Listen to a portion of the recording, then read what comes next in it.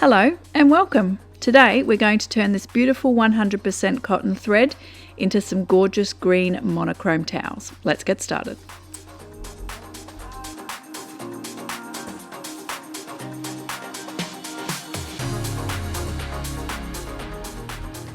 This is the original design for this project, and I've just decided I'm going to change it a little bit and make the checks larger. So originally there were 4 threads for each colour, but now I'm changing them to 8 threads for each colour. So this makes for a bigger and more bold design, and I just think it showcases the graduating monochrome green colours just a little bit more. Here are some other colour choices. This is a beautiful pink and I'll show you a blue, but really you could do this in any colour that you wish.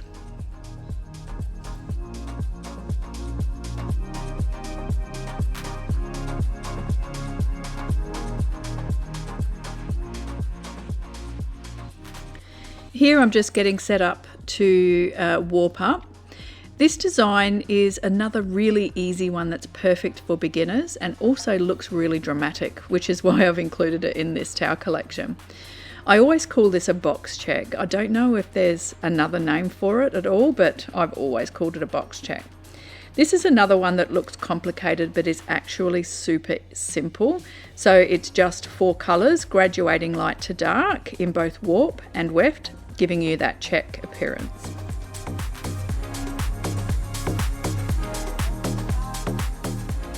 I have tried this in other colours. It does look good, but not as beautiful if it's not a monochrome. So you can use like pastel colours or other colours to do this, of course. For me personally, it looks so much better in a monochrome colour combo, but this of course is a personal preference.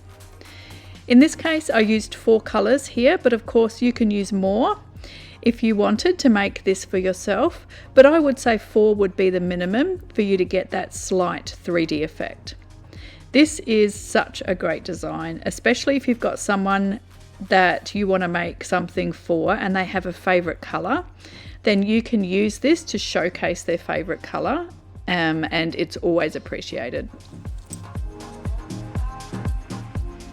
As always, I like to attach my apron rod to the heddle, and that just helps to keep tension even and also helps keep everything even. I'm just starting with the lightest colour, which is natural, and here I'm going to do 4 pulls through the first 4 slots, which will give me 8 threads in total.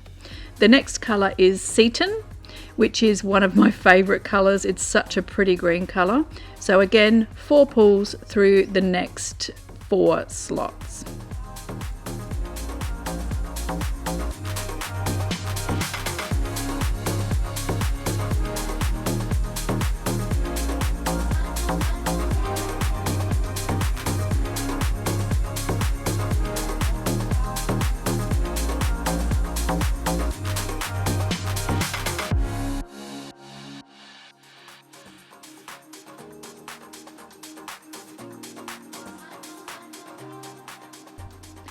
The third colour is Sapin, which is just slightly darker, and again another very pretty green.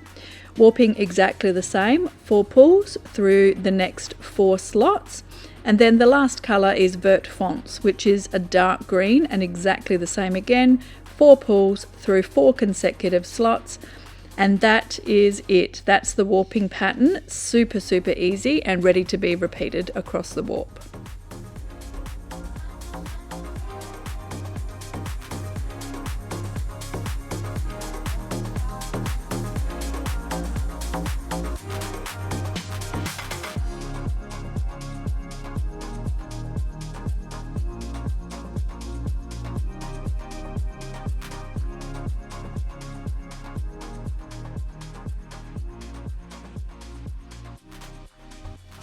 You've probably noticed that I haven't tied my ends off. This is a mistake, and I'll show you how I fix that a little bit later. So here is the first pattern repeat and what it looks like on the loom all warped up. So pretty. If you want a non-math way of working out how many pattern repeats that you'll need across the warp, here is a really simple way to do it. So here I'm just measuring the width of the first pattern repeat, and now I'm just going to go along the heddle, repeating it to see how many pattern repeats I'll need. and whether I'll need to adjust my weaving width. I've already worked this out with math, so I know that it's going to match up perfectly, but this is just a simple and easy way that you can use instead of using math to work out your pattern repeats across your weaving width.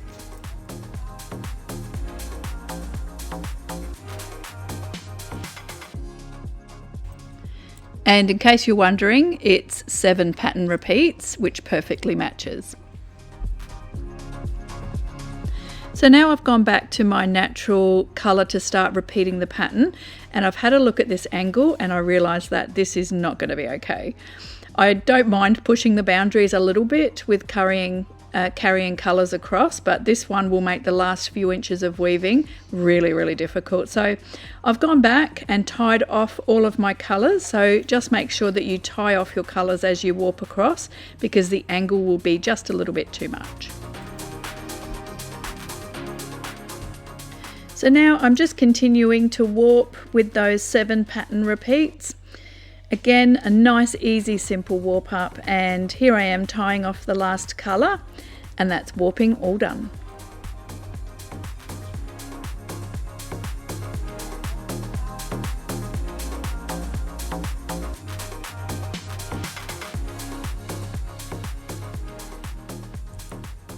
Because this warp is the length of my dining table, I'm just unclamping the loom, popping in my thick brown paper as a warp separator, and then winding on directly towards the pegs. I find this really easy when I've got the shorter warps, because if it was a longer warp, I would be using my warping board and my DIY tension device. This just saves a lot of time.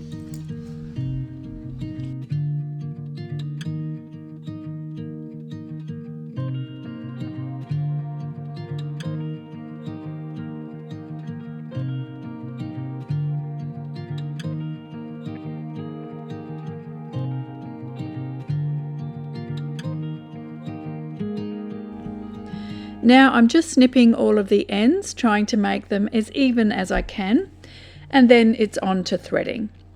Threading is super simple, really easy. If you are threading left to right like me, then it's just moving one thread from each slot to the hole to the right.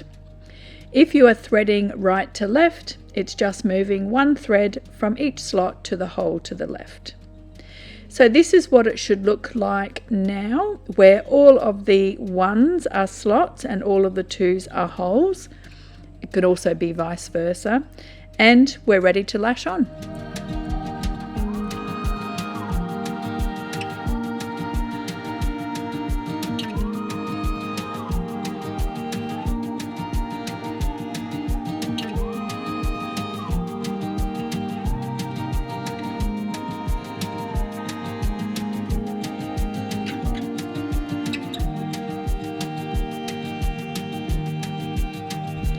I had to step away from my loom after threading up, and it has happened to me before where the dog has bumped the loom and the heddle's fallen off and I've lost all of my threading. So if I have to walk away from the loom at any stage after threading and before lashing on, I always like to just secure it. And I do that by just grabbing a big handful and doing a very loose overhand knot. And that has saved my bacon a couple of times. So that's just a little tip for you. To lash on, I'm grabbing groups of 8 threads and knotting them. This is really easy because each group of colours in the warp is also 8 threads, so that just makes things super simple. When I'm doing the knotting, I'm just trying to get them all the same length, just to make it a little bit easier when I spread the warp. To lash on, I've got some scrap yarn and I'm using around about 5 widths of the loom, which is plenty. You could probably get away with less. Tying the end of the scrap yarn to the apron rod, and then just dividing each group of threads in half, dropping the scrap yarn through the top and then around the bottom of the apron rod, and continuing this across the length of the loom. If you need to wind on a little bit, do so, and then tighten a little bit as you go, just to make the end easier. Before tying off, just even up everything. This just makes it a lot easier to spread the warp later. to check your tension, strum the warp at the top, and that will tell you where there might be some slack areas that you might want to tighten up. Then just even up the tension across the board. Remember, it doesn't need to be really, really tight. It just needs to be even. So once you're happy and everything's even, we can then tie off the scrap yarn and get ready to spread the warp. To spread the warp, I'm using scrap yarn. I've just put about 7 winds on to a shuttle. And then I'm going to do 3 picks without beating. So heddle up, heddle down, heddle up. And then once I've done 3, beat that down really firmly, just making sure that you've got a nice straight line down the bottom. I then repeat this, do 3 more picks without beating, and then beat those 3 picks down again. And that's usually all I need to do to spread my warp. The weaving sequence is really easy. All we're doing is repeating the warp pattern in the weft.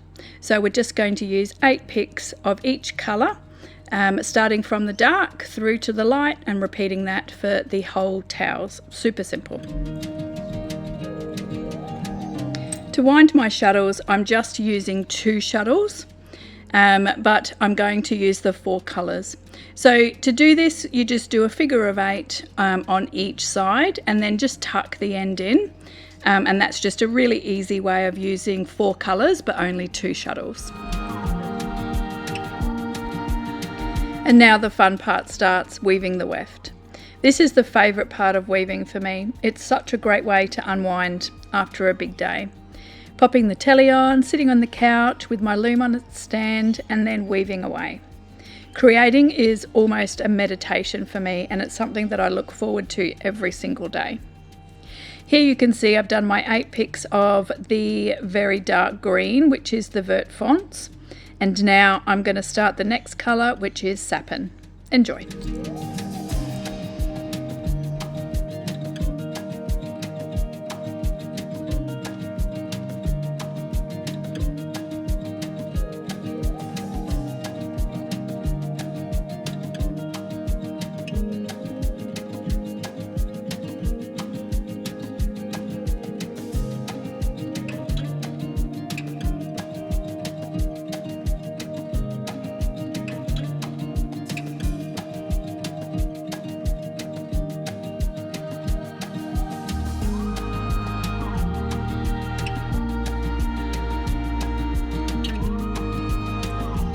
Here I'm just adding on my measuring tape. I actually forgot, so I'm going back underneath, measuring it up and making sure it lines up with the start of the weaving so that I know when it hits 80 centimeters and where I need to put my scrap yarn to separate the 2 towels and start the second towel. So just reminding, it's 2 towels, both of them 80 centimeters in length. So here I've already hit 80 centimeters, so I'm removing the measuring tape and adding 2 picks of scrap yarn, and then I will continue weaving for the second towel.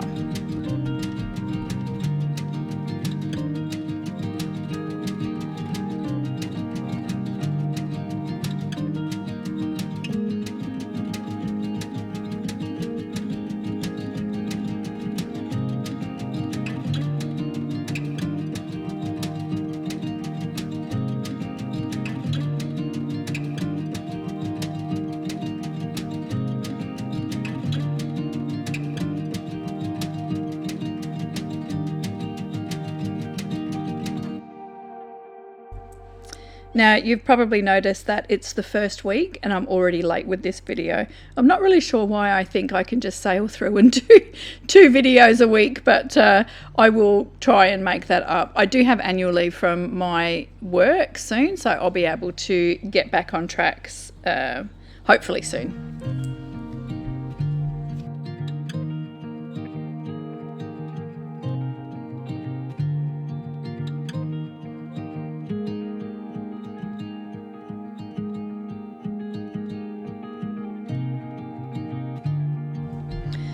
So it's looking amazing and I'm loving it.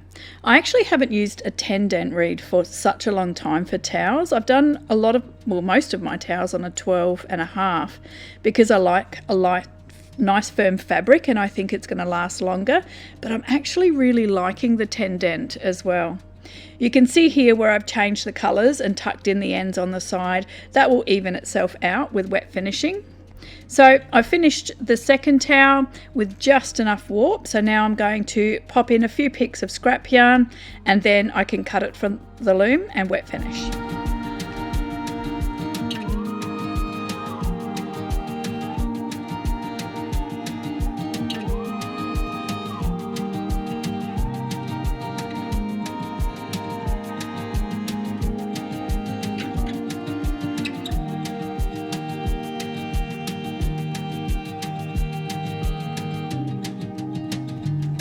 So to cut from the loom, I just snip in small groups and then do a simple overhand knot as close as I can to the scrap yarn.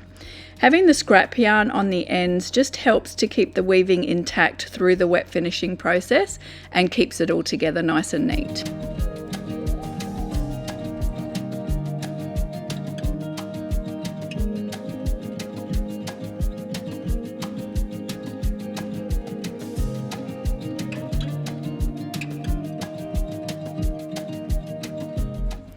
My second favourite part of the weaving process is pulling off a finished weave from the loom. Still so exciting and I love it every single time.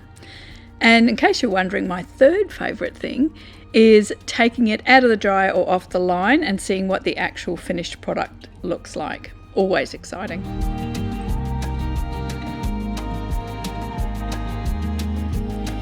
I wet finished this in my washing machine and then popped it straight in the dryer because I wanted it all pre-shrunk before sewing. I have something exciting to show you. I have tracking. It is beautiful. I love tracking and some hate it, some love it, and I'm definitely in the loving it category. Have a look at this diamond pattern. It actually makes it look like it's a twill. So a little note on tracking. I haven't been able to find a definitive answer to what causes tracking, but this is my 2 cents worth. I think that it's using a shorter staple cotton and then twisting it really tight. Then when you pop it through the wet finishing process on a slightly looser weave, the twist will unravel a little bit, but all in the same direction. And I think that's probably what creates the diamond pattern and the tracking. You most often will get it when you weave a little bit looser with a tight twist and also weaving with a larger cotton such as 8/4. I have seen tracking on 12.5 and also in wool, but most often I see it on an 8/4 yarn on a 10 dent reed. Anyway, I love it. It is absolutely beautiful. What do you think? What are your thoughts on tracking? Let me know in the comments. So the last steps to finish this, I'm going to zigzag both at the very end and the very start of the weave up fairly close to the scrap yarn. And I'm zigzagging it so that I can cut the ends from the loom without it fraying. Same with the center. I'm going to zigzag either side of those 2 picks of scrap yarn. Then I can just cut straight up the middle, remove the scrap yarn, and that's ready to hem.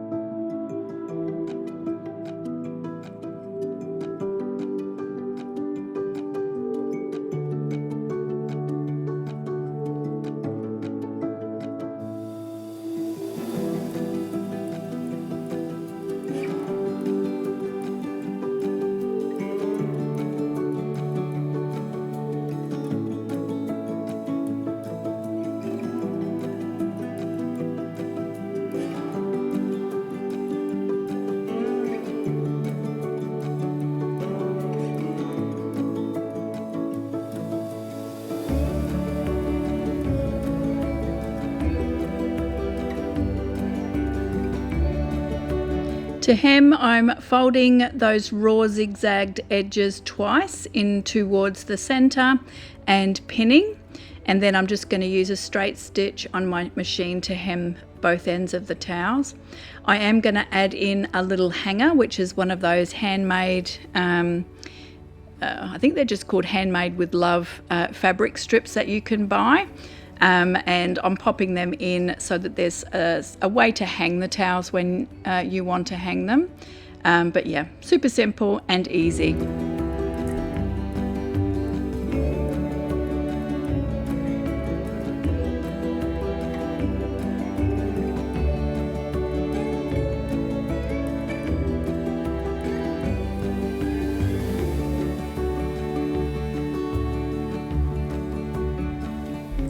The finished width of this towel, or these towels, is 46 centimeters, which is about 18 inches, which is a lot lost in the finishing process. So about 2.5 inches or 9 centimeters was lost.